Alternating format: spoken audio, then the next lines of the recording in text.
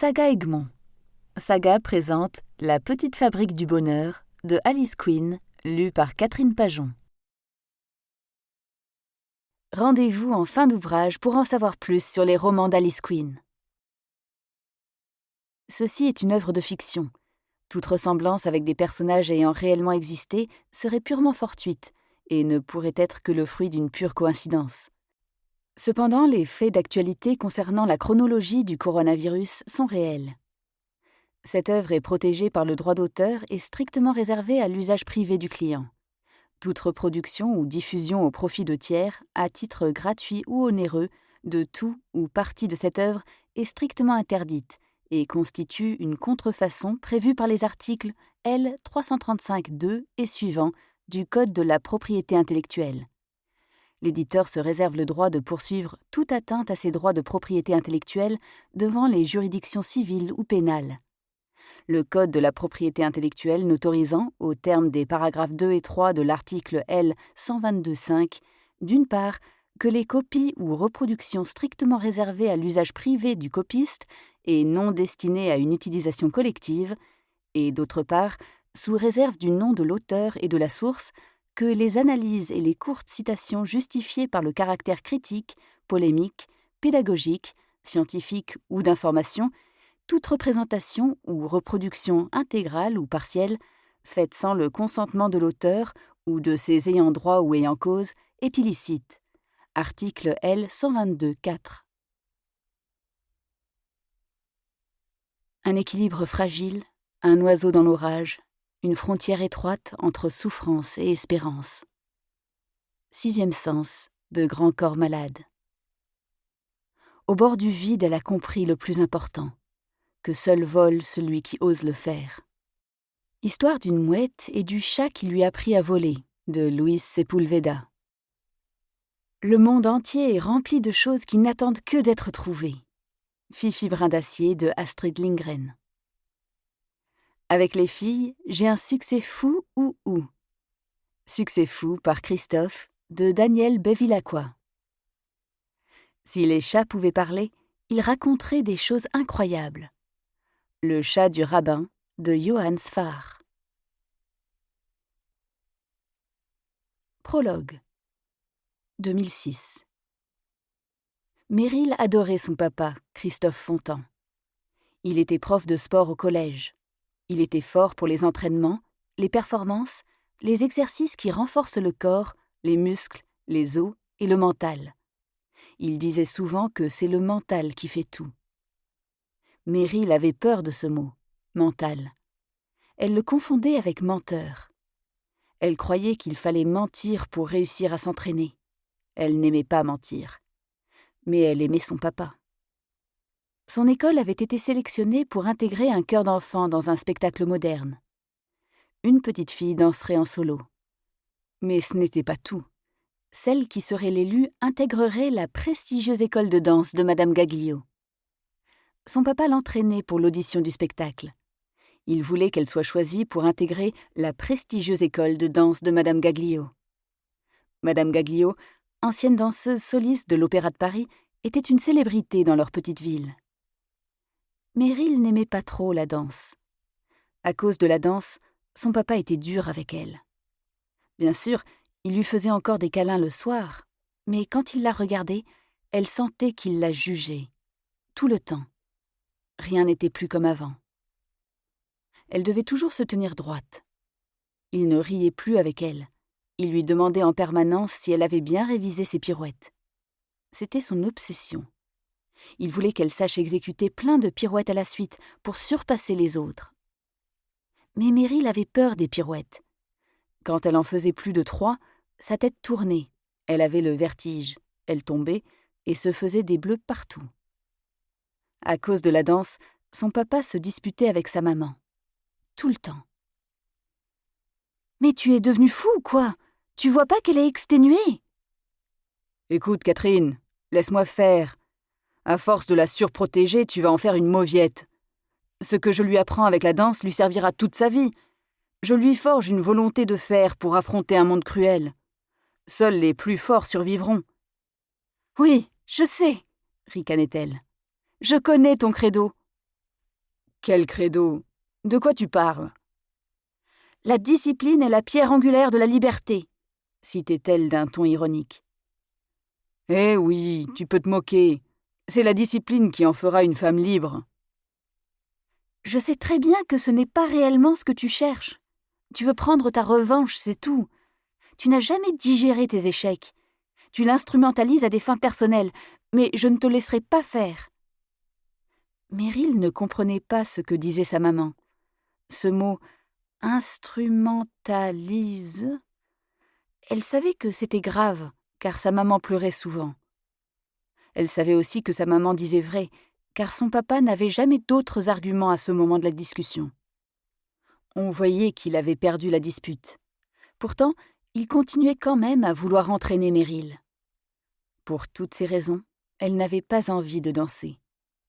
Déjà en septembre, elle avait raté le concours qui devait lui permettre d'entrer dans la prestigieuse école de danse de Madame Gaglio. Après la crise de colère de son papa, elle s'était dit que tout était terminé, qu'il allait la laisser en paix, qu'on ne lui parlerait plus de danse. Mais avec l'arrivée de ce spectacle dans la ville, tout avait recommencé, comme si le destin lui permettait de se rattraper. C'est ce qu'avait dit son papa. Tu ne dois en aucun cas laisser passer cette deuxième chance. D'accord? Elle n'était pas d'accord, mais comment le lui expliquer? Alors elle faisait oui de la tête et le maximum pour y arriver. Il avait aménagé le garage avec un parquet et une barre. Leur vieille voiture couchait dehors.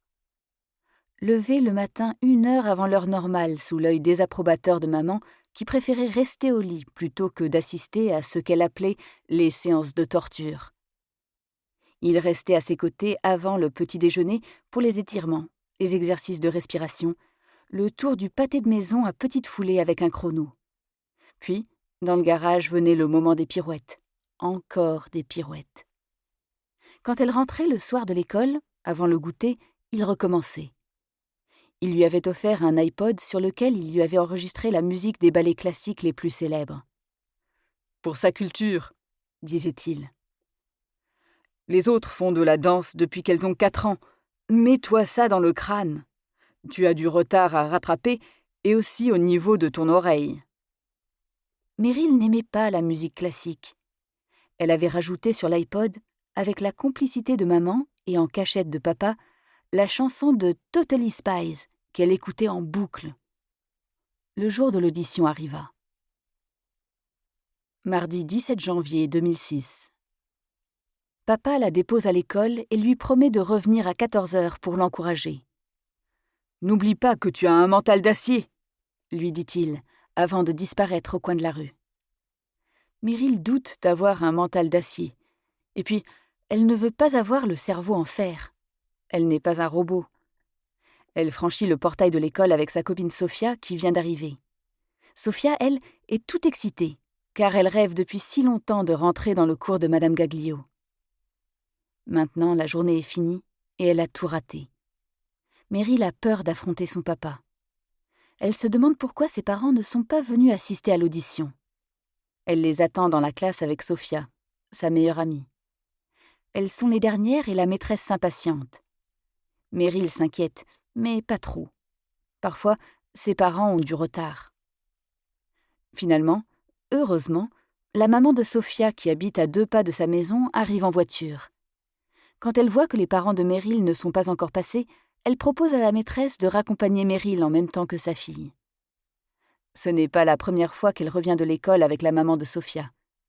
Cela lui arrive quand son papa a les conseils de classe et que sa maman est bloquée dans les embouteillages après son travail à la mairie. Elle a ses propres clés sur son porte-clés Hello Kitty, en permanence accrochées à l'intérieur de son sac.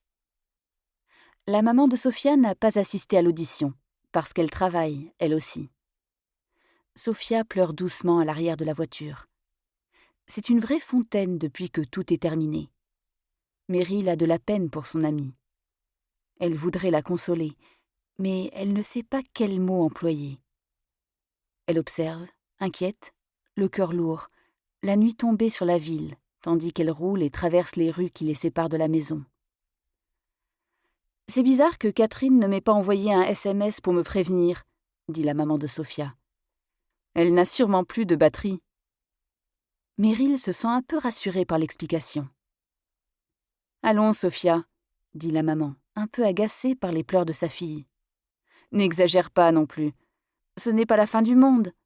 Tu n'as rien pour te moucher ?»« Non !» renifle Sophia de plus belle. « Regarde Meryl, elle ne pleure pas, elle. Prends exemple. Tu devrais être contente. » « Contente de quoi ?» se demande Meryl. Entre deux sanglots désespérés, Sophia raconte comment Vanessa, qui est aussi la meilleure de la classe, a parfaitement réussi sa prestation et comment Madame Gaglio l'a félicitée et lui a remis sa carte de membre de son école sous les applaudissements. Le maire était là aussi. « Génial pour elle !» dit la maman de Sophia. « Réjouis-toi pour ta camarade. »« Mais nous, » dit Meryl, « nous, on a tout raté. » « Mais c'est pas grave, les filles. Ce qui compte, ce n'est pas de gagner, c'est de participer. » Meryl est étonnée par cette phrase. Pourtant, elle voit bien que la maman de Sophia est sincère. Mais c'est le contraire de ce que son papa lui dit tous les jours. Sur la banquette à côté de son amie, elle imagine la scène telle qu'elle voudrait qu'elle se déroule chez elle. « Alors ?» demanderait papa. « Pardon, papa. J'ai voulu faire les pirouettes à la file, comme tu avais dit, mais je ne sais pas ce qu'il s'est passé, Tu es tombée ? Oui. » Et papa ouvrirait grand les bras pour la consoler. Il lui dirait que ce n'est pas grave, que ce qui compte, c'est d'avoir participé. En silence, elle prend la main de Sophia et la serre très fort. Elle espère qu'un jour, Sophia réussira aussi le concours. Meryl ira avec ses parents l'applaudir à un spectacle et son papa dira « Tout le monde ne peut pas être danseuse. C'est bien de te réjouir pour ta camarade. » Meryl tend à son amie un vieux Kleenex qu'elle sort du fond de son cartable. Sophia se mouche bruyamment et elle le garde roulé en boule dans sa main. Puis elle pose sa tête sur l'épaule de Meryl et ses larmes se tarissent lentement. « Tu vas réussir l'année prochaine, » lui chuchote Meryl. « J'en suis sûre. Tu es la reine des pirouettes. » Elle ne le voit pas, mais elle sent le sourire de Sophia. Elle est heureuse d'avoir pu consoler son amie. « Tu es ma meilleure amie pour toujours, » dit Sophia. Meryl descend de la voiture en leur faisant un signe d'adieu de la main, joyeuse de voir le sourire épanoui de Sophia. « Merci !» crie-t-elle, polie, à la maman. Elle entre toute seule dans le petit immeuble. Quand elle pénètre dans l'appartement, ce qui l'étonne, c'est que tout est sombre. Elle a peur du noir. Elle se demande ce qui se passe. Elle tend l'oreille et perçoit des gémissements dans la chambre du fond, la chambre de ses parents. Elle allume toutes les lumières et avance à pas lents le long du couloir. La dernière porte est grande ouverte, également plongée dans le noir. Vite, elle allume et voit sa maman dans le grand lit, sous la couette. En une seconde, elle devine un tableau inhabituel. Sa maman cligne des yeux sous l'effet brusque de la lumière trop vive. Elle la fixe, hagarde. Ses paupières sont rouges. Son visage est inondé de larmes. « C'est ma faute, » se dit Meryl. Elle pleure parce que j'ai raté le concours. Elle sait que papa ne va pas le supporter. Les bras de sa maman sortent des couvertures, assez pour que Meryl voie qu'elle est tout habillée. Il y a des tonnes de mouchoirs en papier éparpillés partout sur le lit et par terre.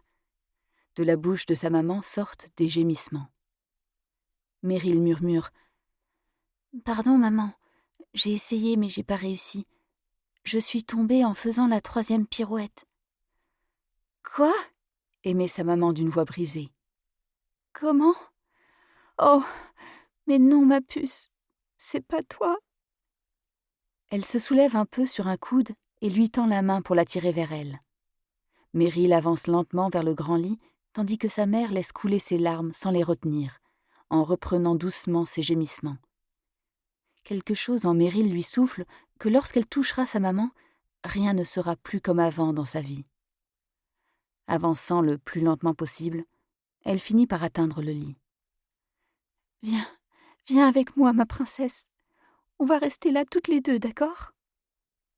Meryl, docile, enlève ses chaussures et grimpe près de sa maman qui la serre très fort contre elle. Pendant un long moment, Meryl n'ose pas bouger.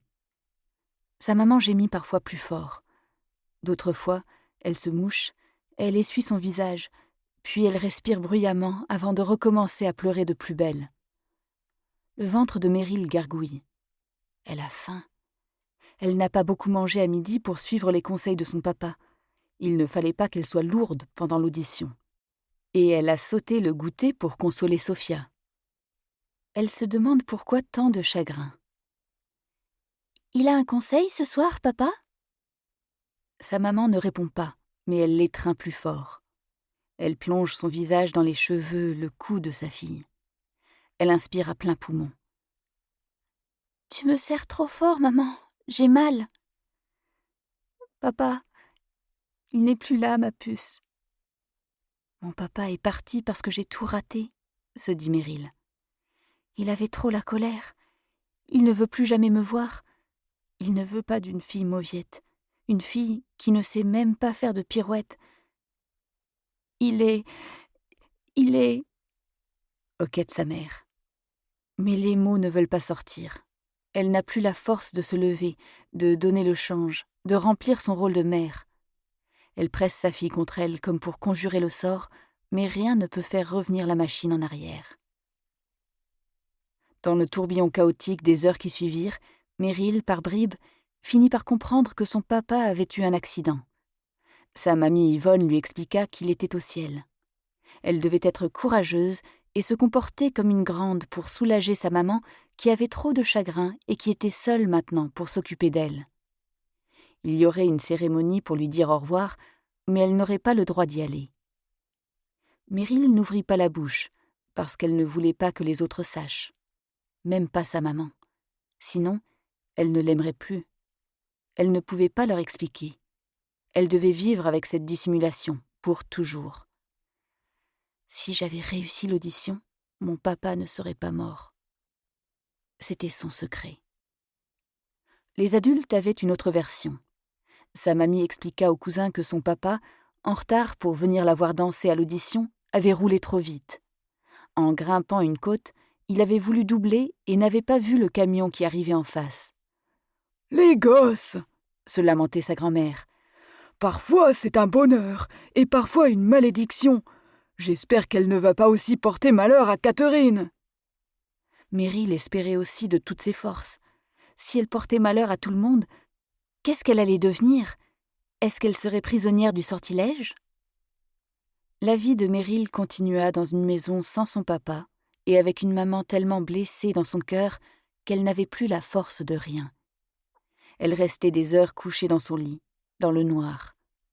Elle n'allait plus travailler. Le médecin lui avait prescrit de longues semaines de congé maladie. Meryl apprit à vivre dans des pièces aux rideaux toujours fermés. Elle s'occupait de sa maman comme d'un enfant. Quand elle rentrait après l'école, elle faisait quelques courses en chemin et elle préparait à manger. Comme elle aimait bien les coquillettes, elle en cuisinait souvent. Sa maman aimait bien la câliner, mais Meryl s'y prêtait de mauvaise grâce. Elle craignait d'attirer sur elle le mauvais sort. Et puis, quand elle l'embrassait, sa maman pleurait souvent en lui demandant pardon. « Pardon, ma puce, je ne sais pas ce que j'ai. C'est ma dépression. Je n'y arrive plus. » Mais Meryl savait que c'était de sa faute, alors elle préférait ne pas rester trop près d'elle. Elle essayait de ne pas montrer à l'école que ses habits n'étaient pas toujours très propres et qu'elle en changeait peu souvent. Et ils finissaient par s'user aussi. Les autres filles se moquaient d'elle. Elle s'isolait de plus en plus et elle ne parlait plus à personne. Elle craignait trop les moqueries. Elle repoussait les autres. Même Sophia finit par se lasser de ses rebuffades. Meryl passait tout son temps hors de l'école à faire des exercices de danse et des pirouettes dans le garage, avec la musique classique à fond.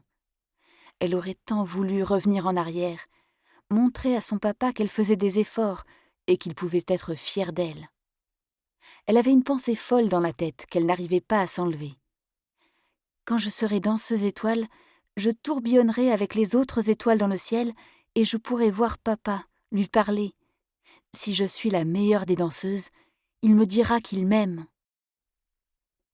Un jour, en rentrant à la maison, elle n'y trouva pas sa maman. Sa grand-mère Yvonne était là, avec d'autres personnes. Il y avait aussi des policiers. Tout le monde parlait de Catherine. Elle avait fait quelque chose de grave. « Toi aussi !» la gronda sa mamie. « Avec tes idées, c'est ta faute. Si tu avais passé un peu plus de temps avec ta mère, au lieu de rester des heures dans le garage à faire des pirouettes, elle serait déjà sortie de sa dépression au lieu de... » Meryl se dit que c'était sa faute si sa maman n'était plus à la maison. « Elle est partie rejoindre papa au ciel ?» demanda-t-elle. « Mais c'est qu'elle porterait la poisse, cette gamine !» s'exclama la vieille dame. « T'es méchante ou quoi ? Ta mère est seulement à l'hôpital, et ils vont la garder un peu avec eux, jusqu'à ce qu'elle ne soit plus un danger ni pour elle, ni pour toi. Bref, je m'installe ici le temps que ça durera. On verra bien. Ce que c'est que la vie quand même. Tout ça à cause de la danse. » Meryl pensa que c'était seulement la malédiction qui continuait. La routine s'installa à la maison avec sa grand-mère. Elle espérait que sa maman rentrerait bientôt parce qu'elle lui manquait. Même si elle était toujours triste, même si ses câlins étaient désespérés, au moins elle se serrait dans les bras toutes les deux. Sa mamie, elle, lui criait toujours après. Elle lui disait qu'elle était méchante et elle lui reprochait chacun de ses gestes. Elle se lamentait souvent au téléphone avec les cousins.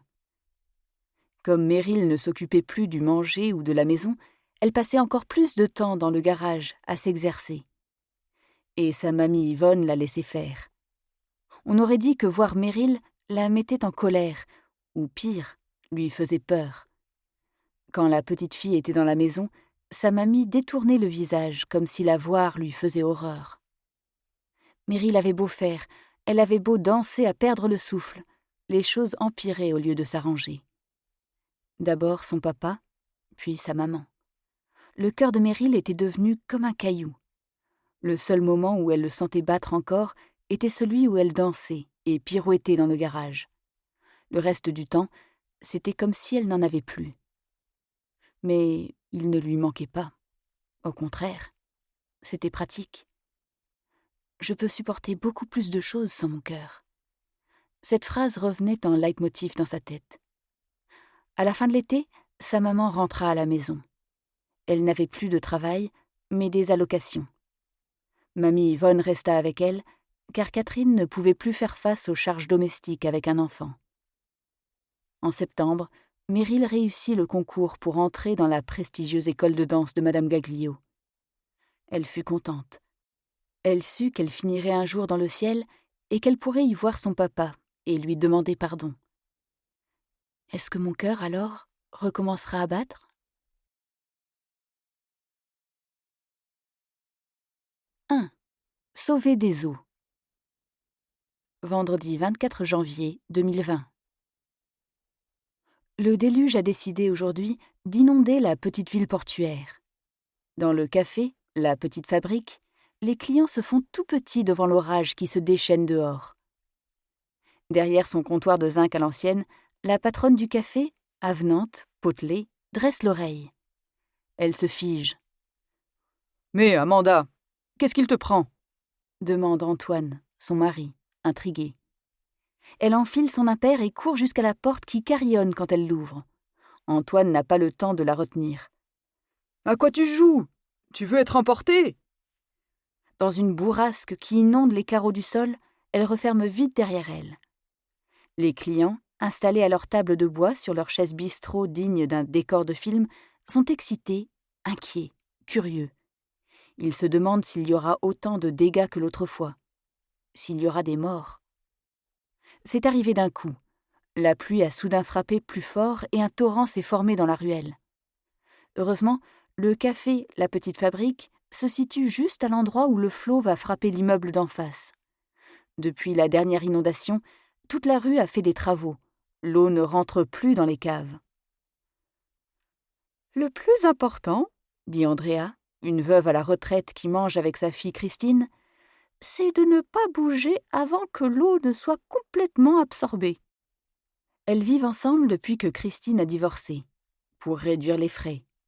Christine, avec sa coupe approximative, sa frange qui lui mange le front, ses racines toujours en retard d'un mois et ses pulls tricotés à la main, est Claire de notaire. Elle est toujours en retard partout où elle va. Comme lui dit sa mère, elle se noierait dans un verre d'eau. Comme elle le sait, elle en fait trop. Elle doute d'elle et le retard se creuse partout où elle va. Sa mère, Andrea, est pour elle à la fois une chaleur, un réconfort, une présence quand elle rentre chez elle le soir, mais aussi le révélateur de tout ce qu'elle a manqué dans sa vie. D'autant plus qu'elle est du genre parfaite. Ses cheveux sont comme un casque toujours admirablement coiffé, son tailleur impeccable, et ses talons soulignent de façon presque militaire son combat quotidien contre le temps qui passe. La mort de son mari n'a rien changé à cette habitude. C'est une question de dignité. Toujours se montrer sous son meilleur jour. Le vendredi, elles viennent ici, à la petite fabrique, parce qu'elles aiment l'aioli que fait Amanda avec du poisson et des légumes frais. Elles se chamaillent souvent pour des riens. Des recettes de cuisine, la politesse des jeunes de nos jours, la meilleure façon de plier les draps, le film à aller voir. Antoine surveille la vitrine en soulevant de temps en temps le rideau de dentelle pour essayer de repérer Amanda, qui a disparu un peu plus loin sous les trompes d'eau. Elle ne réapparaît pas. Quelques rares personnes courent encore dans la rue pour regagner un abri sûr, une maison. Ils ont tous la même allure, trempés, ployant sous l'averse cinglante, les jambes dans l'eau jusqu'aux genoux, le parapluie tordu, la tête dans les épaules, le dos courbé. Antoine est inquiet, mais la colère l'emporte. Il râle tout haut. « Cette femme, une vraie tête de mule. Si elle croit que je vais aller la rechercher, elle rêve. Elle se comporte comme une gamine. Allez savoir ce qu'elle a dans la tête. Tout d'un coup, au moment où il pleut des cordes, comme une envie de se gratter. Vous comprenez ça, vous ?» La bibliothécaire, Hélène Forster, qui connaît bien les patrons du café, lui rétorque. « J'ai entendu un bruit dehors juste avant le déluge, comme un miaulement. » Hélène Forster a son compte ouvert ici. Elle vient manger tous les jours depuis 5 ans. C'est une femme effacée, terne. Cheveux châtains, courts, ongles rongés, jamais une couleur dans ses vêtements. On risquerait de la remarquer, et s'il y a bien une chose que Hélène Forster ne veut pas, c'est qu'on la remarque. Tout ce qu'elle désire, c'est qu'on la laisse lire en paix. Le plus possible, partout, tout le temps, ou du moins, chaque fois qu'elle le peut. Elle a décidé que la petite fabrique serait sa cantine la première fois qu'elle y est entrée, à cause des accrochages sur les murs. Dans toute la ville, les cafés arborent en déco des portraits de stars de cinéma, mais ici, les murs sont décorés avec des ardoises d'écoliers, sur lesquelles des citations d'écrivains ou quelques vers de poèmes orientent une pensée du jour. Les citations ne sont pas souvent changées, personne n'a vraiment le temps de le faire, mais peu importe. « Ce café est fait pour moi », s'est-elle dit ce jour-là. Souvent, c'est elle qui suggère une nouvelle citation à la patronne. À chaque fois, elle a un livre différent avec elle.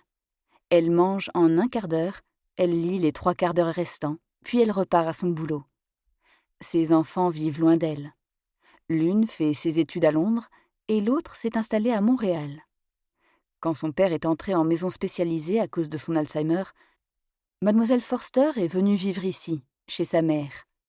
De toute façon, elle n'a pas d'autres attaches. Depuis que ses enfants sont adultes, elle ne communique plus du tout avec son ex-mari. Personne ici ne l'a connue avant. Quand elle était une jeune mère de famille très active, vivant avec un séduisant cadre d'une société high-tech. C'est pourquoi tout le monde l'appelle Mademoiselle, comme si elle n'avait jamais été mariée. « Comment ça, un bruit ?» demande Antoine. « Quel bruit ? J'ai rien entendu, moi. »« Je confirme, » dit M. Amédée, le vieil aveugle. En qualité de non-voyant, il bénéficie d'une expertise auditive exceptionnelle. Tout le monde le sait. D'ailleurs, sa chienne, Flora, une jeune labrador toute noire couchée à ses pieds, approuve d'un jappement enjoué. Elle est encore jeune, tout juste formée à sa mission. Parfois, elle a des envies de faire des folies. Il lui arrive soudain de sauter brusquement pour attraper une mouche. Ses mâchoires claquent, faisant sursauter Amédée. Elle est joueuse, mais elle sait contenir ses ardeurs. C'était bien un miaulement, dit-il. Antoine hoche la tête, contrarié. Ça va, n'en rajoutez pas.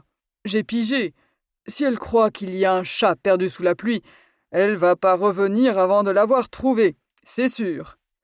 Vous pourrez pas la refaire, Antoine. Monsieur Amédée connaît Amanda depuis longtemps. Il sait qu'elle ne peut pas s'empêcher de sauver les animaux en danger. Et les gens aussi, d'ailleurs. C'est pour cette raison qu'il vient tous les jours et que c'est devenu sa deuxième maison, en quelque sorte. Il adore Amanda, même s'il ne l'a jamais vue. Et même s'il ne peut pas voir le lieu, il sent qu'il n'a pas changé depuis des décennies. Quand il était jeune et qu'il y voyait encore, à la fin des années 60, il venait rarement ici. C'était du temps des patrons d'avant. Ce café était un endroit très calme, fréquenté par des familles. Ça ne l'attirait pas. Il était photographe et il avait un petit commerce non loin de la Croisette. Il était excessif en tout. Il sortait trop, travaillait trop, fumait trop, buvait trop, lisait trop, dansait trop. Sachant assez tôt qu'il était atteint d'une myopie morbide dégénérative, il a brûlé la vie par les deux bouts. Et quand il s'est retranché dans son château fort pour apprendre à vivre sans y voir, il n'a jamais eu le sentiment qu'on lui avait volé quelque chose. Il avait profité à fond. Mais il était seul. Pas de femme, pas d'enfant. Quand tout a chaviré dans le noir, ses parents ont pris soin de lui, l'ont entouré. Mais il n'était déjà plus très jeune. La petite fabrique, il s'en souvient vaguement. Elle est quelque part dans un coin de sa mémoire, car il passait devant pour rentrer chez lui. S'il retrouvait la vue par miracle, du jour au lendemain, il pense qu'il ne serait surpris ni par les objets, ni par la disposition des lieux, ni par le mobilier. Il imagine, sans se tromper, le comptoir avec les oranges dans leur grand bocal, les œufs sur le zinc, le percolateur ancien et les menus écrits sur la grande ardoise. « Elle est ainsi faite, votre femme !» insiste-t-il. « C'est vrai, » dit Antoine. Ce trait de caractère de sa femme l'agace. Il sait qu'elle s'attache et que les sauvés finissent toujours par partir. Pire même, parfois, ils lui en veulent. Et ce n'est pas anodin pour elle, ces petites blessures de sentiment. Il se secoue. Il ne veut pas anticiper. « Bon, allez, on va pas se laisser abattre pour si peu, hein ?» dit-il à la cantonade. « J'offre une tournée générale. C'est pas tous les jours qu'on a la chance d'être bien à l'abri pendant que d'autres sont dans la tourmente, hein ?» Vous imaginez ceux qui sont en mer en ce moment ? Il y a un court silence. C'est une ville côtière. La petite fabrique n'est pas loin du port, sur une placette baignée de soleil qui s'improvise grâce au décroché de 2 rues piétonnes, un peu en retrait de l'agitation.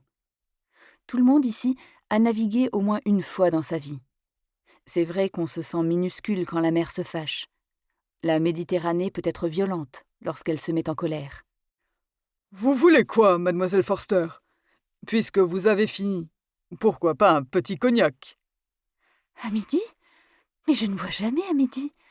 Comment je vais faire pour ranger les livres ? » « De toute façon, c'est pas tout de suite que vous allez pouvoir regagner la bibliothèque. Ils ont dit sur Internet de ne pas se déplacer pendant au moins 3 heures, peut-être plus. » C'est au moment où il la serre, sans tenir compte de ses protestations, que la porte s'ouvre en grand. Trompe d'eau, coup de vent, sifflement, le rire d'Amanda. Tout le monde a tourné la tête en même temps vers la porte d'entrée du café.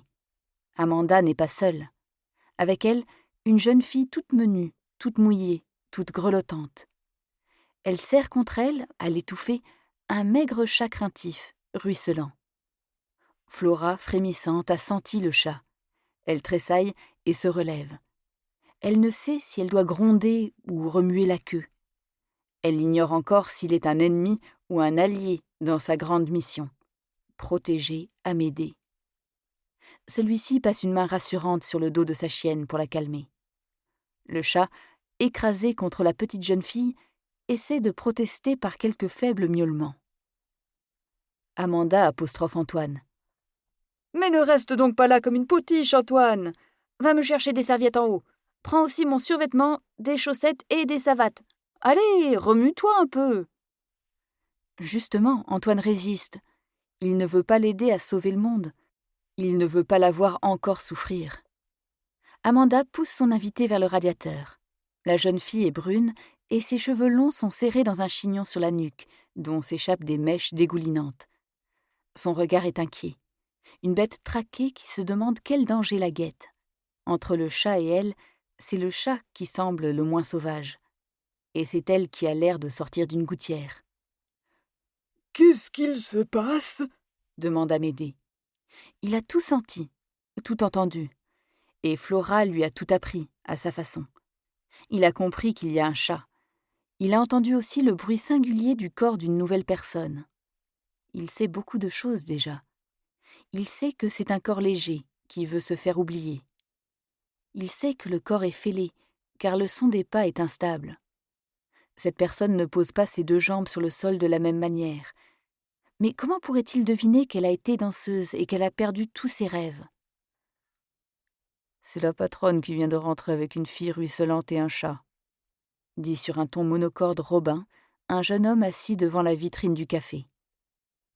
Il a accordé un faible intérêt à l'événement pendant quelques minutes, mais à présent, son attention est retournée vers la placette inondée. Il peut rester longtemps à regarder dehors. Il parle peu, fait semblant de sourire. Il rumine ses pensées moroses en permanence, et il n'apprécie pas quand elles sont interrompues par une circonstance inhabituelle. Il a souvent quelques cicatrices toutes fraîches sur le visage. Il ne perd jamais une occasion d'en découdre. Alors forcément, il lui en reste des traces. À la petite fabrique, on lui adresse peu la parole. C'est ce qu'il apprécie. Les gens qui viennent dans ce café recherchent le calme, et c'est reposant. Personne ne lui demande de faire la conversation. Personne ne le juge. Personne ne fait attention à lui. Ce en quoi il se trompe, bien sûr. Amanda, depuis longtemps, l'a classé parmi ses protégés. Pour elle, c'est quelqu'un de cassé qu'il faut raccommoder. Alors elle y va tout doucement. Jamais elle ne lui montre qu'elle veille sur lui. Robin sait qu'ici, il ne s'énervera pas, et que rien ne pourra tourner vinaigre, parce qu'il se méfie de lui-même. Hélène Forster se lève pour aider Amanda, et elle tend son cognac à la jeune fille, qui le saisit sans rien dire, mais sans le boire non plus. Antoine revient avec des tas de serviettes de bain. Il regarde de travers la jeune fille trempée. « Elle s'appelle Meryl, » dit Amanda. « Je les ai trouvés tous les deux accrochés au barreau du portail devant le jardinet de la boutique de jouets. »« Accrochés ?»« Ben oui, avec ce torrent, t'as intérêt à t'accrocher pour pas être emporté. »« Il est à vous, le chat ?» demande-t-elle à Meryl qui grelotte toujours. « Non, » répond la jeune danseuse d'une voix grelottante. « Je l'ai vu en même temps que vous. »« Ah bon ? Mais vous le teniez dans les bras ?»« C'est marrant, » dit Meryl sans rire. « Je venais justement ici. » L'ensemble de la clientèle la regarde. La conversation devient générale. Tout le monde veut s'en mêler, sauf Robin qui ne daigne pas dévier son regard de la pluie dehors, de l'autre côté de sa vitre. « Ah, vous voyez ?» dit mademoiselle Forster. « Quand je vous dis toujours qu'il n'y a pas de hasard. » Meryl a posé le chat par terre, et il tremblote sur ses pattes, tendues vers Flora, le poil hissé, la queue gonflée. Silencieuse, la jeune fille se sèche les cheveux en se frottant avec la serviette. Elle essaie de prendre le moins de place possible, de ne pas attirer l'attention. Enfin, de ce point de vue-là, c'est complètement raté. Amanda s'essuie la tête aussi. Elles ont enlevé toutes les deux leurs chaussettes pour en enfiler des toutes sèches. La patronne se dirige vers les toilettes pour se changer. Avant de disparaître, elle tend le chat à son mari. « Antoine, tu veux bien essuyer ce pauvre Spritz ?»« Spritz, c'est qui ?» demande durement Antoine. « C'est le chat. »« Jamais de la vie. Il est tout pelé, tout sale et il pue. »« Allez, arrête de râler pour rien. Tu sais bien que tu n'y arriveras pas. »« À quoi ? » ?»« À m'empêcher de le recueillir. »« T'as vu ses yeux ? C'est sûrement contagieux. On va attraper la peste. T'as pas vu ce qui se passe en Chine ? » ?»« Mais ne mélange donc pas tout. De quoi tu parles ? De la grippe qu'ils ont là-bas ? » ?»« Oui, parfaitement. Paraît que ça vient des animaux. »« Mais enfin, on n'est pas en Chine, nous. On n'est pas concernés. » « Ce matin, Ils ont dit qu'on avait 3 Chinois atteints en France, rétorque-t-il. Alors, tu vois, ça nous concerne, nous aussi. Il a raison, dit Christine en pianotant sur son mobile. Mais la ministre de la Santé a tweeté que le risque d'importation depuis Wuhan est quasi nul et le risque de propagation du coronavirus dans la population très faible. Ah, tu vois ?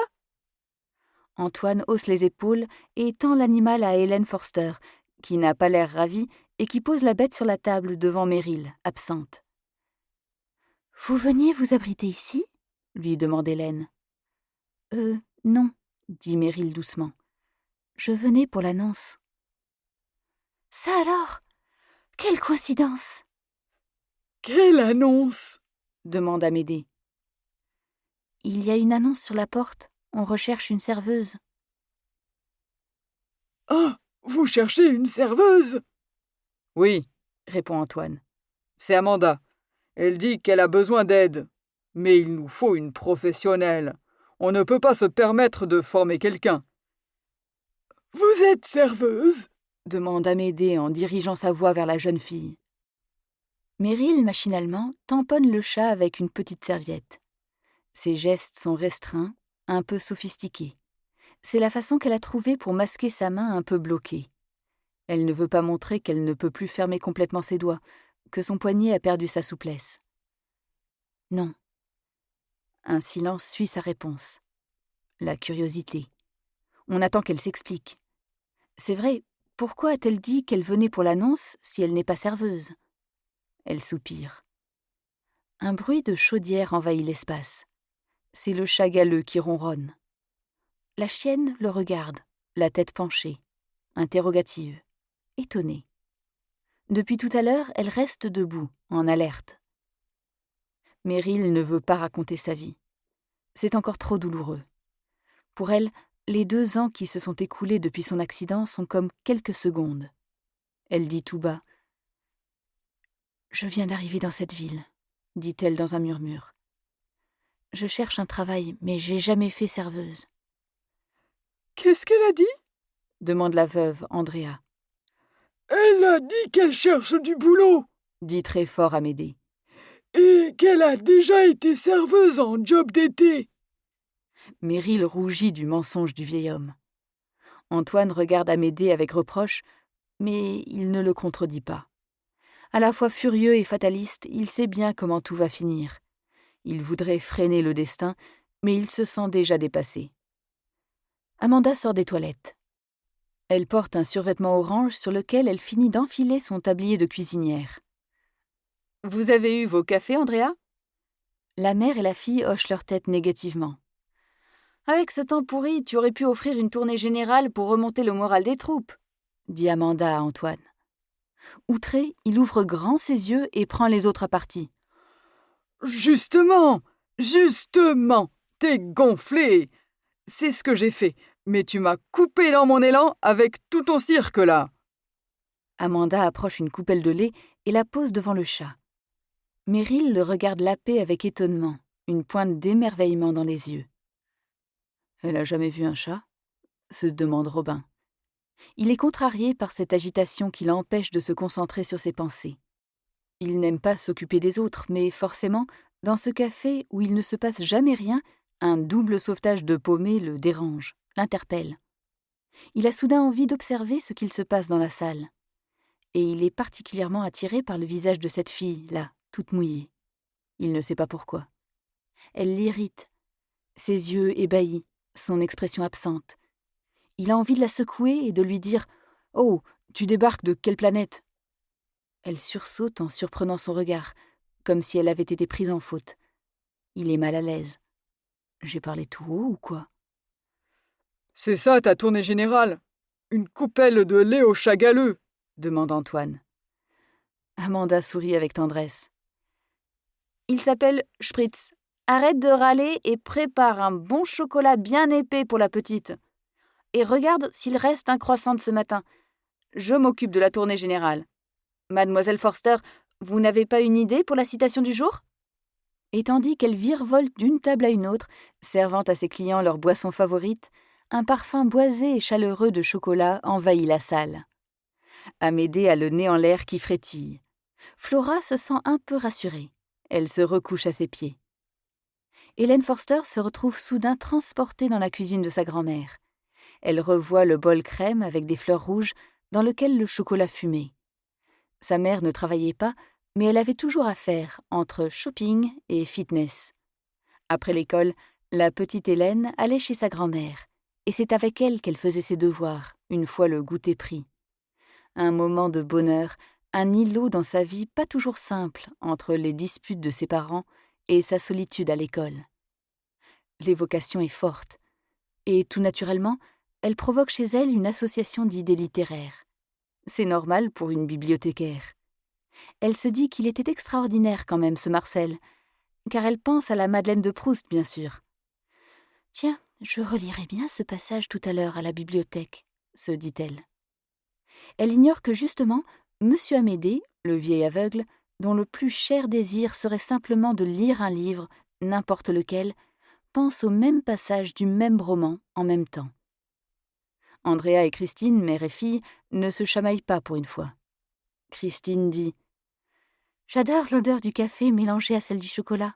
Je ne sais pas pourquoi. »« C'est parce que ton père mettait toujours des carrés de chocolat dans son café, » dit sa mère attendrie. Robin fixe furieusement la pluie qui ne s'arrête toujours pas de tomber. Il résiste de toutes ses forces à l'envie de regarder la tasse de chocolat qui se remplit. Trop tard. Il la suit des yeux maintenant, tandis qu'Antoine apporte le petit plateau à la table de Meryl. Il le pose brutalement, et les objets s'y entrechoquent. « Ça ira comme ça !» crie-t-il en direction d'Amanda. « Madame est satisfaite ?»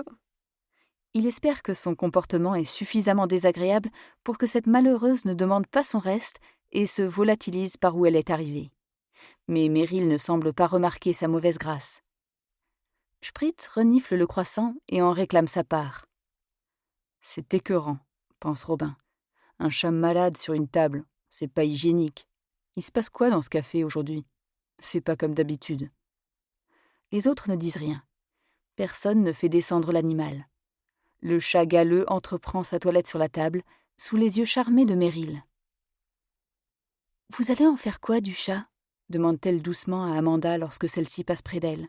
« Pourquoi ? Tu le veux ?» Meryl aimerait bien. Elle en rêve même.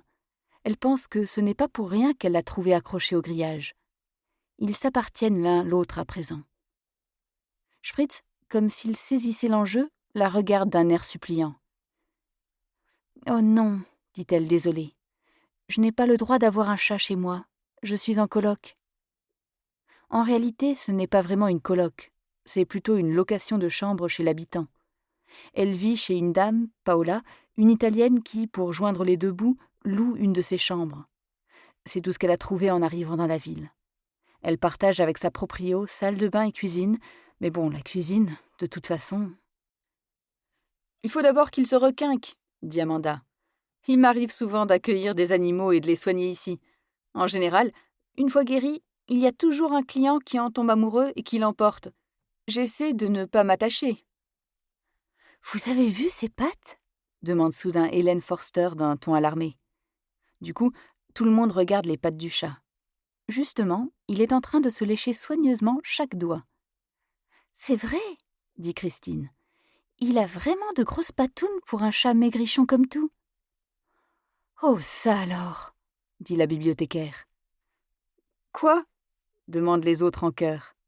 « Mais oui, c'est bien ce que je pense. » Amédée voudrait bien savoir ce que les autres voient. Il réfrène son impatience et attend. « J'en avais entendu parler grâce à Hemingway, » dit mademoiselle Forster. « Mais je ne pensais pas qu'il y en avait en France. »« Mais de quoi vous parlez ?» demande Amanda. « Il vient faire quoi, Hemingway, là-dedans ?» bougonne intérieurement Robin. « Celle-là, elle n'en rate jamais une pour frimer avec ses écrivains. » Comment Robin pourra-t-il s'exercer à se maîtriser, à contrôler ses pulsions de violence, si la petite fabrique devient un lieu comme un autre, un lieu où la vie extérieure pénètre avec ses convulsions, son chaos, sa fureur, ses imbécilités? Comment faire face à son tumulte intérieur si la paix quitte ce café ? « C'est un chat polydactyle ?» demande Amédée. Encore un qui se la joue, ronchonne Robin. Exactement, jubile mademoiselle Forster. En Angleterre, on les appelle même des Hemingway Cats, car l'écrivain les collectionnait. C'est dingue. On en a un ici, chez nous, enfin, chez vous, Amanda. Vous avez raison, c'est particulier. Elle compte. Il a 6 doigts à la patte avant droite. Et la gauche?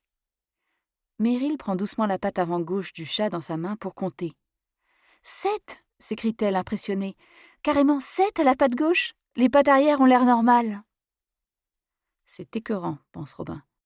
Un chat malade et handicapé. Il manquait plus que ça dans ma vie. Le seul café que je fréquente abrite des êtres mutants. On dit que ces chats portent bonheur, dit M. Amédée. Ils étaient souvent emportés sur les bateaux pour traverser les océans, et les rats n'avaient qu'à bien se tenir, car leurs doigts en plus en font de meilleurs chasseurs. Regardez bien son pouce, dit mademoiselle Forster. C'est presque comme nos mains. La petite, elle est serveuse et elle cherche du travail, dit Amédée. C'est vrai? Demande Amanda. Ça alors, c'est incroyable. Justement, on cherche une serveuse. Mais enfin, il nous faut une vraie serveuse, dit Antoine. On sait même pas d'où elle sort, celle-là. Il faut un minimum de référence, quand même. Elle a travaillé comme serveuse en job d'été, insiste Amédée. Allons, Antoine, puisqu'Amédée la recommande, le gronde gentiment Amanda. Antoine fusille le vieil aveugle du regard, mais Amédée ne le voit pas, bien sûr.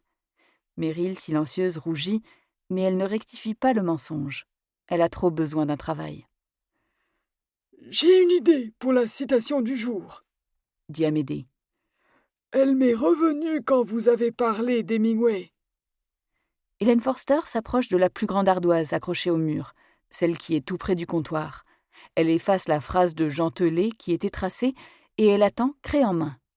Amédée, malicieux, énonce « Un homme intelligent est obligé d'être soûl pour passer du temps avec les imbéciles.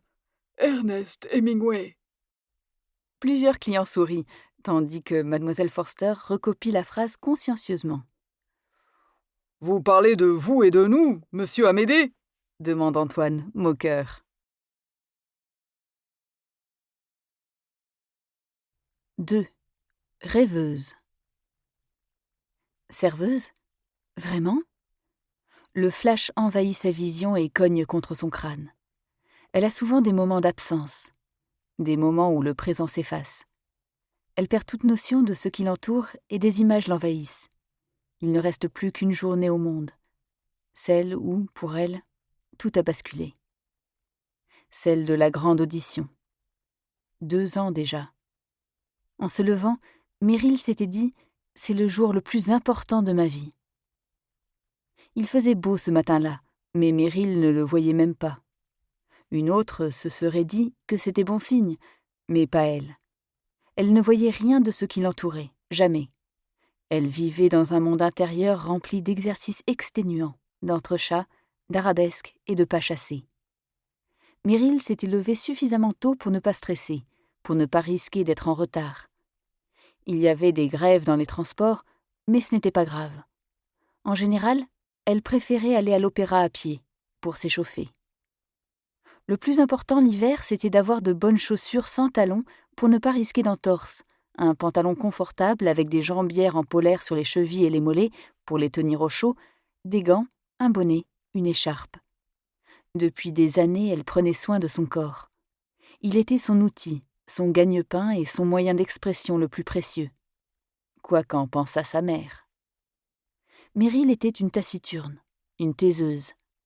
C'est avec la danse qu'elle exprimait ses émotions, et elle ne pouvait pas imaginer une seconde ce que serait sa vie si soudain elle était privée de ses mouvements. Elle devait arriver à la salle du ballet dès le début de l'épreuve. Les 7 garçons étaient auditionnés en matinée. Les filles, elles, étaient 13 à passer dans l'après-midi. Il y aurait 3 heureux élus, dont une fille seulement. Elle ne saurait pas tout de suite si elle était prise, sauf si elle ratait tout de façon spectaculaire. Personne n'est à l'abri d'une chute après une double cabriole ou d'un tremblement trop voyant à cause du stress. Là, elle serait sûre d'être recalée. Il lui faudrait attendre encore 3 longues journées que l'on affichât les résultats du concours dans la cour.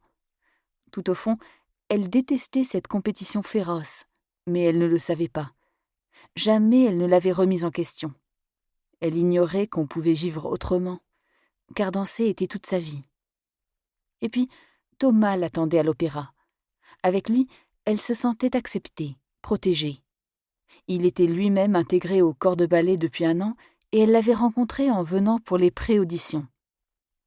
Il ne l'avait pas appréciée tout de suite, partageant le même préjugé que les autres à propos de sa taille, de son teint.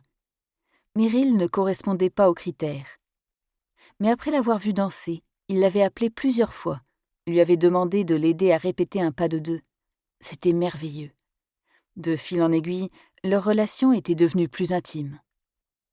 Il tenait à ce qu'elle entrât dans le corps de ballet, ainsi ils ne se quitteraient plus et pourraient travailler ensemble. Pour Meryl, c'était nouveau, troublant. Petit à petit, elle s'ouvrait à lui.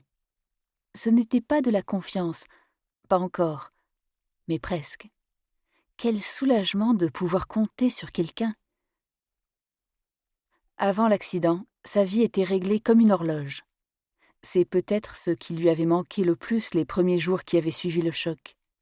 Ces longues journées entre parenthèses passées dans un lit d'hôpital sans pouvoir bouger à cause de sa colonne vertébrale touchée et sa hanche déboîtée en attendant l'opération. Fini la discipline. Pas d'horaire hormis ceux des soins qui ne dépendaient pas d'elle.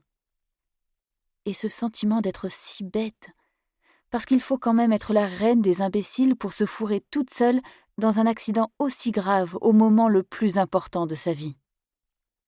Au lieu de revoir ses pas, d'entendre la musique, d'anticiper sa variation, elle aurait mieux fait d'être plus présente dans sa vie réelle, de regarder autour d'elle, le trottoir, les gens, les voitures, mais aussi le ciel, les maisons, les arbres. Sa mère l'avait toujours traitée de rêveuse, un comble pour une femme rongée par la mélancolie. Mais elle s'accrochait à son rêve. Bien sûr qu'il fallait rêver très fort pour devenir danseuse et briller sur la scène. Bien sûr que le rêve faisait partie de sa vie. Comment aurait-elle pu supporter les blessures dues aux pointes, à l'épuisement des répétitions, les muscles froissés, contractés, les déceptions parfois, les humiliations sous les remarques des professeurs, si elle n'avait pas baigné entièrement dans son rêve? Le jour de la présélection, le jour où elle avait rencontré Thomas, concentrée sur son échauffement dans les vestiaires, elle n'avait même pas relevé les rires autour d'elle parmi les autres filles. Cela faisait longtemps qu'elle savait qu'il lui fallait d'abord danser afin d'être respectée un minimum par les autres danseuses. Car elle dénotait par son physique. Son teint était trop foncé. Elle était plus petite que la moyenne. Elle avait des formes trop accusées.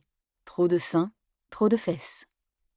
Ses maîtres de ballet ne manquaient pas de le lui faire toujours remarquer. Peu importait qu'elle soit légère, c'était le dessin de son corps qui ne convenait pas. Son adolescence avait été le pire de ses cauchemars. Elle passait son temps à bander sa poitrine autant que ses pieds, afin que le contour de sa silhouette soit le même que celui des autres, et à se badigeonner le visage de fond de teint clair et couvrant. Sa mère lui conseillait de tout arrêter, de renoncer. Elle était trop mince même. Pourquoi se rendre malade? Impossible de lutter contre la nature. Avec son niveau, elle pourrait toujours enseigner la danse contemporaine. Il lui suffirait de se former au diplôme d'État à Lyon. Sa mère, qui avait peur de la perdre, peur de la solitude, peur de rechuter dans une crise. À 15 ans, Meryl allait s'y résoudre quand elle était tombée sur une interview de Misty Copeland. Elle s'était identifiée à elle tout de suite. Que de points communs. Misty aussi avait commencé tard. Misty aussi avait trop de forme. Et en plus, Misty était noire. Un handicap supplémentaire dans l'océan de blancheur que sont les ballets classiques, sous prétexte d'harmonie et d'esthétique. Meryl n'avait donc pas à se plaindre. Sa peau n'était pas trop foncée, malgré ses origines italiennes du côté de sa mère. Si Misty était arrivée, pourquoi pas elle? Elle avait continué. Depuis l'âge de 10 ans, elle n'avait connu que cette façon de vivre. Ces longues heures passées sur les barres à modeler, à transformer, à forcer son corps. Des concours, parfois plusieurs dans l'année pour sauter d'une école à une autre, d'une ville à une autre, d'un exploit à un autre. Des crampes, des blessures, des chocs, des orteils fêlés et les pieds en sang quand elle était passée aux pointes. Des échecs souvent qui la laissaient sans force, vide d'émotions après avoir pleuré des nuits entières. Des victoires aussi, trop vite savourées, car tout de suite il fallait voir plus loin, continuer à avancer, ne pas se reposer sur ses lauriers. Mais le moment fugitif où elle s'envolait vers les cieux électriques de la salle de spectacle, quel bonheur! Rien d'autre ne l'intéresse que la danse, depuis longtemps, elle ne sait plus pourquoi. Et voilà, maintenant, elle doit vivre dans le réel, sans s'appuyer sur ce quotidien si bien réglé qui a un jour été le sien. 3. Feu vert. Jeudi 30 janvier. Sa logeuse Paola la laisse en paix. Elle n'ouvre la bouche que pour se plaindre de sa situation. À l'entendre, rien ne tourne rond dans sa vie. En ce moment, elle râle contre l'épidémie. Elle dit que tout le monde est inconscient. « Est-ce que personne ne se rend compte de ce qui se passe en Chine à questo momento ? Quand je pense que votre ministre dit que les masques sont inutiles, qu'il ne faut pas en acheter. In ogni caso, io, dans tous les cas, moi, j'en ai acheté. » Meryl s'imagine avec un masque sur la figure. Ça la fait sourire. In fine, ce qui est rassurant quand même, c'est que cette même ministre a affirmé que la France a des dizaines de millions de masques en stock en cas d'épidémie. Ils seront distribués si nous en avons vraiment besoin. Meryl ne répond rien. Elle ne veut pas rentrer dans sa psychose. Elle trouve cette histoire idiote. La Chine, c'est loin. Ce qui arrive chez eux n'a rien à voir avec nous. Mais Paola est inquiète. Elle appelle souvent ses parents en Italie. Elle fait des Skype vidéo avec eux. Elle s'imagine que le virus va se répandre dans le monde entier. Elle craint pour ses proches, d'autant plus qu'elle ne vit pas avec eux. « Personne n'a relayé cette information, » dit-elle un jour à Meryl. Mais Meryl n'a pas entendu le début. « Quelle information ?» demande-t-elle par politesse. « L'Italie a 2 touristes chinois atteints sur son territoire. »« Mais alors ?» rétorque Meryl en haussant les épaules. « Nous aussi, on en a même 3. C'est pas grave. On va les soigner, c'est tout. C'est rien qu'une grosse grippe. Ou une grippette, au choix. La ministre a mis des affiches dans les aéroports pour les gens en provenance de Chine. S'ils sont fiévreux, ils doivent se faire connaître. Arrêtez d'avoir peur de tout comme ça. Vous me rendez nerveuse. » Elle s'enferme dans sa chambre pour ne plus entendre Paola s'angoisser. Ce qui ne lui manque pas du tout depuis qu'elle ne fait plus de danse, c'est la pression. Cette peur qui l'a tenaillée de ne pas être à la hauteur. De ce côté-là, elle est au repos. Plus de jugement extérieur, plus de compétition, plus de trac. Personne ne connaît son passé à la petite fabrique. Mais tout le reste lui manque. L'ambiance survoltée, les exercices à la fois épuisants et gratifiants quand on parvient à vaincre son corps, la lutte pour l'équilibre, la sensation de légèreté, les sauts vers le ciel, les échanges et les fous rires avec les autres danseuses, le piano de répétition. Le jour de la grande audition, encouragée par Thomas, elle avait choisi comme variation personnelle un passage de Gisèle. Elle aimait la métaphore de cette jeune fille qui avait trop dansé par amour jusqu'à se transformer en zombie. En marchant dans la rue, elle revoyait les gestes qu'elle devait faire, les sauts, les déboulés, les cabrioles. Elle sentait son mollet se cambrer et elle visualisait un passage difficile. Nous espérons que vous avez apprécié cet aperçu. Pour continuer à écouter ce livre audio sur Google Play Livres, utilisez le lien dans la description de la vidéo.